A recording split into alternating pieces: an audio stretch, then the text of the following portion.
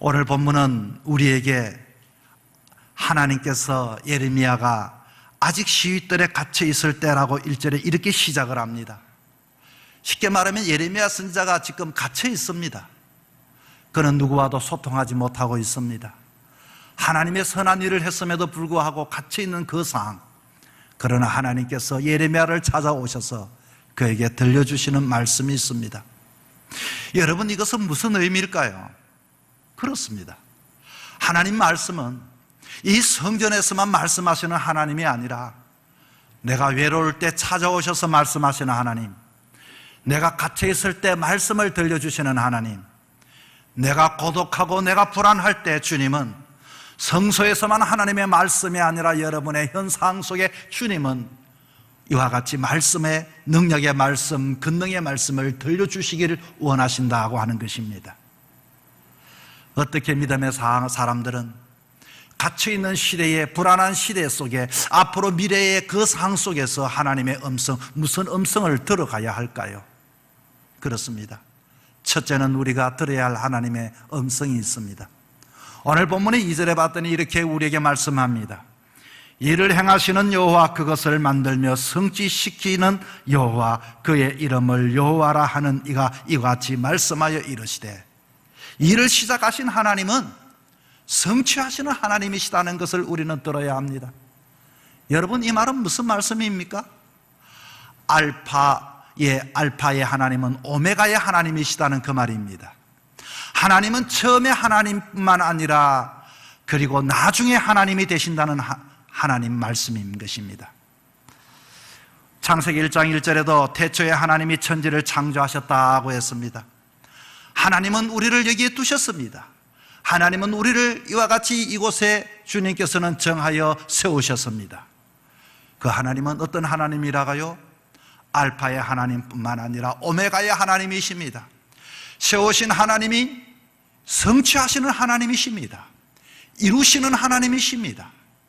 비록 우리가 갇혀있다 할지라도, 비록 우리가 답답하다 할지라도 그 하나님을 알게 되어지면, 그렇구나, 하나님은 알파의 하나님이 아니라 오메가의 하나님이시구나. 여러분, 계시록 1장 8절에도 이렇게 말합니다. 주 하나님이 이러시되 나는 알파와 오메가라. 이제도 있고 전에도 있고 장차 올 자요 전능한 자라. 하나님은 전능한 자이십니다.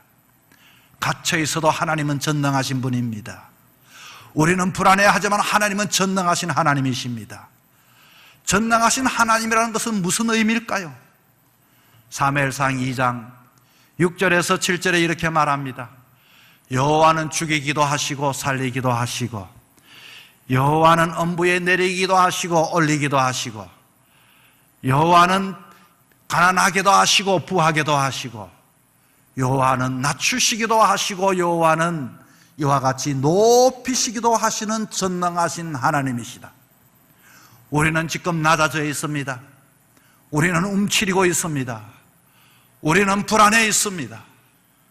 그러나 하나님은 알파요 오메가의 하나님이시니, 하나님은 전능하신 하나님이시니, 하나님은 낮추기도 하시고 높이기도 하시고 가난하게도 하시고 부하게도 하시고, 하나님은 음부에 내리기도 하시지만 하나님은 우리를 올리기도 하시는 그 하나님 갇혀 있을 때 우리가 불러야 할 그 이름, 바로 하나님 아버지인 것입니다.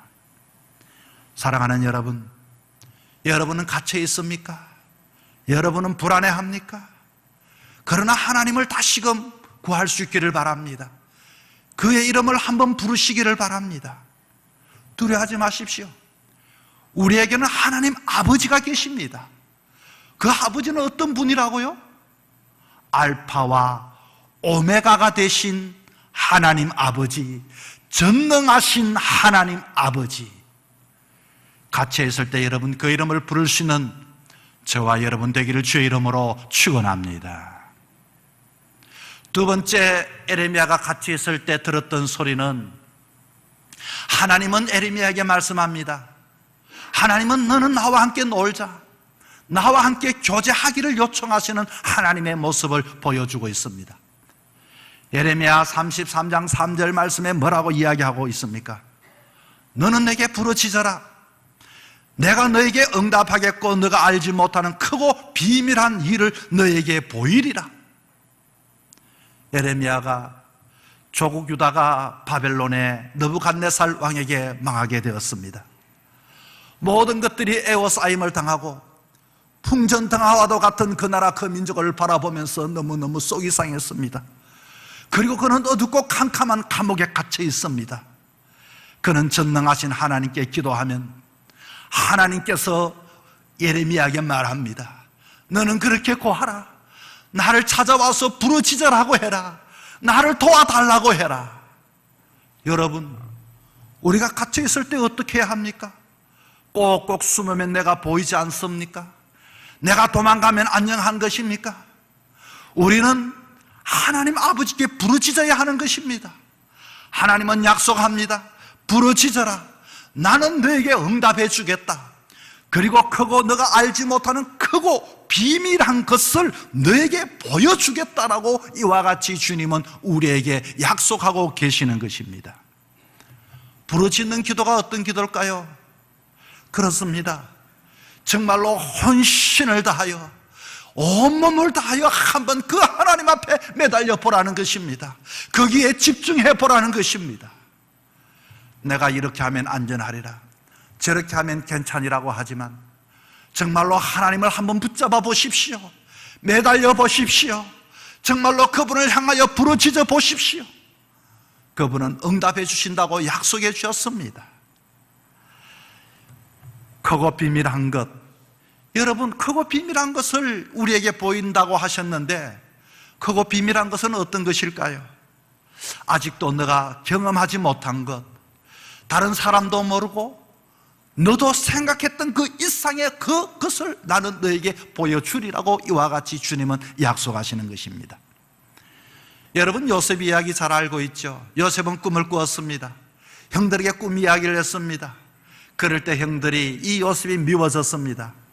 요셉은 애굽의 상인에게 팔려가게 되었습니다. 그러나 그는 하나님을 신실하게 붙잡았습니다. 뿐만 아니라 그는 어떤 상황 속에서든지 하나님을 의지했습니다. 여러분, 그가 어떻게 되었습니까? 그는 총리가 되었습니다. 형들이 도리어 찾아와서 정말로 자기가 상상하는 이상, 꿈을 꾸었던 이상으로 형들이 찾아와 무릎을 꿇고 그에게 절을 하게 되었습니다. 그의 아버지도 그에게 절을 하게 되었습니다. 그는 그 모습에 북받쳐서 그 형들을 안고 울었습니다. 바로 그것입니다. 내가 비밀하고 큰 것, 내가 알지 못하는, 내가 생각했던 것 이상의 것을 하나님은 우리에게 보여주신다고 약속해 주신 것입니다. 예레미야 29장 12절에서 13절에 이렇게 말합니다. 너희는 내게 부르짖음에 와서 내게 기도하면 내가 너희에게 들을 것이요, 너희가 전심으로 찾고 찾으면 내가 너를 만나리라. 주님은 만나기를 원합니다. 민수기 6장 26절엔 이렇게 말합니다. 여호와는 그 얼굴을 너에게 향하여 드사 평강 주시기를 원하노라 할지니라. 주님을 매일 바라보십시오. 불안한 우리에게 평강 주기를 원합니다. 초조한 우리에게 평강 주기를 원합니다. 히브리서 기사는 말합니다. 믿음의 주여 온전케 하신 인 예수님을 바라보자. 시편 42편 5절에 말합니다. 내 영혼아 어찌하여 낭망하여 어찌하여 내 속에 불안하여 하는고, 너는 하나님을 바라라. 그 얼굴의 도심으로 인하여 내가 오히려 찬송하리로다. 여러분, 그렇습니다. 하나님께 부르짖어야 합니다. 대구대학교가 이영식 목사님에 의하여 설립이 되어졌는데 1946년 대구 맹학교로 이 학교가 시작이 되었습니다. 그리고 10년 뒤에 대구 맹학교와 한국사회사업학교가 이렇게 합쳐졌습니다. 그리고 나서 또 1961년도에 우리가 잘 아는 한사대, 이게 한국사회사업대학, 이게 바로 대구대학입니다. 이영식 목사님이 초대 총장을 맡게 되어졌는데, 그때 제일 처음 대구대학교가 유명한 것이 하나가 있죠. 재활치료학과입니다. 제가 아는 교수님 중에서 그분이 정말로 자기는 예수님을 열심히 믿었는데 공부를 못했다고 합니다. 그때에 이 재활과에 공부를 하게 되었습니다. 그런데 이후에 몇십 년이 지난 이후에 대구대학교에 교수로 재직을 하게 되었습니다. 이런 간증을 합니다. 정말로 하나님께서 내가 생각했던 것 이상으로 하나님께서는 나에게 크고 비밀한 것을 나에게 보여주셨다. 여러분, 대구대학교는 어쩌면 사립대학교인 것 같지만은 어떤 의미에서는 기독교 대학인 것입니다. 제가 이 학교에 대해서 조금 전에 내가 인터넷을 다시 한번 열어봤더니 재활치료대학이 있더라고요. 이제는 과들이 여러 가지가 모여서 거기 학장 되시는 분, 저는 그때 학장을 보니까 여성분인데 김하수 교수님이라고 딱 나와 있는데 그 대학의 타이틀이 뭔가 하니 단과대학의 타이틀이 이겁니다. 주 안에서 큰 뜻을 품어라. 주님 안에서 큰 뜻을 품어라. 사립대학교에. 신학대학도 아닙니다. 야, 역시 그렇구나. 여러분, 그때는 별것 아니었습니다. 저 버버리 봐라. 저 말 못하는 사람들 봐라. 저 듣지 못하는 사람 봐라. 쟤는 저 학교의 과의 선생이 된대. 그런데 복지라는 것은 앞으로 우리에게는 큰 앞으로의 장래의 큰 그와 같이 놀라운 사업 중에 하나가 되어졌던 것입니다. 이분이 일본에도 유학을 가고 이후에서는 한국의 유명한 사회복지의 장이 되었던 것입니다. 여러분, 이게 뭡니까? 우리는 지금 조그마한 꿈을 꾸고 있지만 기도하는 사람에게는, 하나님을 의지하는 사람들에게는 하나님께서는 그를 높이시고 그를 복되게 여기시는 것입니다. 하나님은 언제나 부르짖는 자에게 응답하시는 하나님이십니다. 혹이라도 갇혀 있습니까? 혹이라도 혼자 고독 속에 외로움 속에 있습니까? 기도해 보십시오. 하나님을 구해 보십시오. 하나님께서는 여러분에게 크고 비밀한 것을 보여주시고 역사해 주시고 간증해 주실 주님을 믿을 수 있기를 축원합니다. 세 번째는 회복하시는 하나님이십니다. 무엇을 회복합니까? 오늘 본문 6절에 봤더니 내가 이성을 치료하고 고쳐낫게 하고 평강과 성실함에 풍성함을 그들에게 나타낼 것이며 이들은 범죄함으로 하나님이 그들을 외면해 버리자 바벨론 포로가 되어 기본권마저 잃어버리게 되었습니다. 예루살렘 성은 바벨론의 침공으로 쑥대밭이 되어졌죠. 그러나 하나님은 말합니다. 예루살렘 성을 내가 고치리라. 그 성을 평강과 성실함으로 풍성하게 해 주시겠다. 여러분, 예루살렘 성뿐이겠습니까? 믿음의 자녀들을 주님은 치료하기를 원합니다. 부르짖는 자에게 하나님은 회복하기를 원하고 계십니다. 주님은 기도하는 자에게 무엇을 치료하기를 원하고 계실까요? 자연을 치료하기를 원합니다.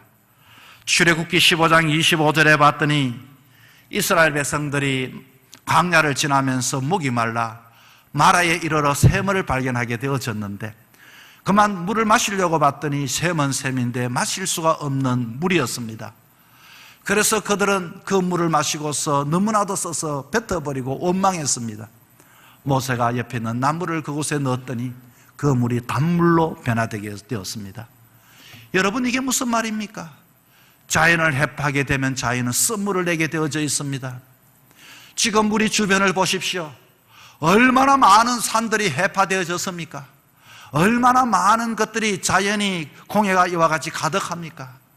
비가 와도 홍수가 됩니다. 기근과 지진과 이상기온이, 이것은 우리나라뿐만 아니라 동남아뿐만 아니라 아시아뿐만 아니라 여러분 세계 모든 민족에게 이 자연재해가 앞으로 더 크게 닥치게 되어질 것입니다. 하나님은 자연을 치료하기를 원하고 계십니다. 하나님은 인간을 또한 치료하기를 원합니다. 건강하다는 것은 영가육의 건강함을 말합니다.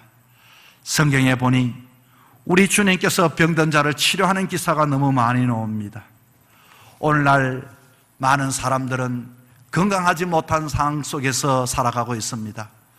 남자와 여자가 결혼하여 믿음의 가정을 이루어야 할 텐데 어떻게 남자와 여자가 아닌 사람이 함께 산단 말입니까?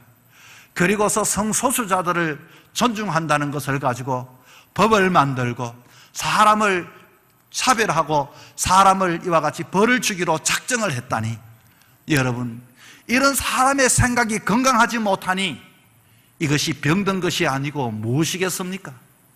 육신의 질병만이 병입니까? 전염병만이 병입니까? 오늘도 우리의 생각을 병들게 하는 것들이 얼마나 많은지 모릅니다.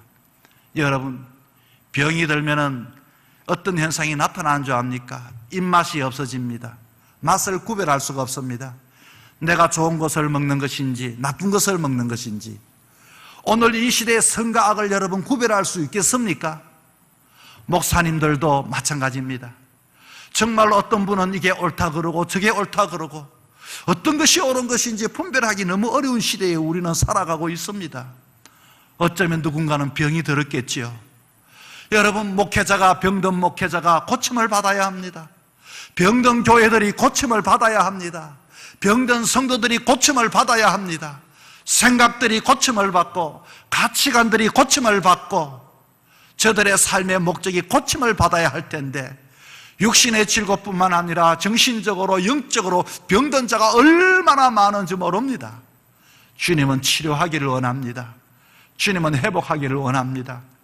예루살렘 성만 치료하는 것이 아니라 구하는 자에게 주님은 교회를 치료하시고, 주님은 이 땅을 치료하시고, 주님은 우리의 성도들의 그 마음을 위로하시고 회복하기를 원하시는 주님이신 것입니다. 내가 갇혀서 꼼짝하지 못할 때, 내가 갇혀서 절망할 때, 내가 병이 들었을 때 주님 회복시켜 주십시오. 주님 고쳐 주십시오. 병든 줄도 모르고 구하지 않는 사람들이 얼마나 많은지 모릅니다. 여러분, 주님 앞에 지금은 기도할 때입니다. 기도해야 합니다. 부르짖어야 합니다. 그럴 때 주님은 평강 주시고 치료해 주시는 주님이라고 말씀해 주고 있습니다. 그리고 주님은 무엇을 치료하기를 원할까요? 역사를 치료하기를 원합니다. 예루살렘 성을 치료하셨던 주님, 이스라엘 나라와 그 역사를 치료하십니다. 국가와 민족, 흥망성쇠를 한 손에 쥐고 계십니다. 하나님은 쇠하게도 하시지만 흥하게도 하십니다. 지난날 한국 땅의 믿음의 사람들이 정말로 밤을 새워 기도하고 나라와 민족을 위하여 구국 기독재단을 만들었는데, 오늘 이 시대에 이 나라 이 민족의 역사가 여러분 얼마나 많이 병이 들었습니까? 여러분, 이 나라 이 민족이 병이 들면은 모든 백성들이 망하게 됩니다. 이 나라 이 민족을 주여 역사를 고쳐주십시오. 하나님을 구할 때 부응했던 것을 기억하게 하여 주시옵소서. 그렇습니다. 본문 7절에 내가 유다의 포로와 이스라엘의 포로를 돌아오게 하여 그들을 처음과 같이 세울 것이고, 하나님은 육체의 질병뿐만 아니라 이스라엘의 역사를 처음과 같이 세워주시겠다고 약속해 주었습니다. 처음 예수를 믿을 때는 내 개인이 얼마나 기뻤습니까? 교회만 와 앉아있기만 해도 눈에 눈물이 났습니다. 찬송만 불러도 눈물이 났습니다. 기도만 해도 하나님께 감사가 터졌습니다. 그런데 여러분의 신앙의 혹이 병이 들지는 않았습니까? 이스라엘 백성들이 범한 죄는 두 가지였습니다. 하나님을 불신한 죄요, 하나님을 불신하다 보니 세상의 우상을 더 섬겼던 죄였습니다. 하나님을 섬겨야 할 사람들이 하나님을 섬기지 아니하고 세상 것에 더 마음이 빼앗겨져 있다면 우리의 그 모든 것들이 무너질 수밖에 없습니다. 죄 때문에 나라가 망합니다. 죄 때문에 질병이 찾아옵니다. 죄 때문에 우리의 자리에서 쫓겨나게 되어집니다. 죄 때문에 가족이 뿔뿔이 흩어지게 되어집니다. 이 죄, 그렇습니다. 주님 용서하여 달라고, 고쳐달라고, 회복해 주시옵소서. 락커펠러는 나이 33살 때 백만장자가 되었습니다. 43살에 미국 최고의 재벌이 되었습니다. 그리고 53세에 세계 제일의 갑부가 되었습니다. 그는 그러나 행복하지 않았습니다. 그는 세계 최고 갑부가 되고 55세 때 병원을 방문했을 때 1년밖에 살지 못하는 시한부 인생의 판정을 받고 말았습니다. 오늘까지는 그는 주변을 돌아볼 만한 여유가 없었습니다. 그런데 죽음을 선고받고부터 그는 주변을 살펴봤습니다.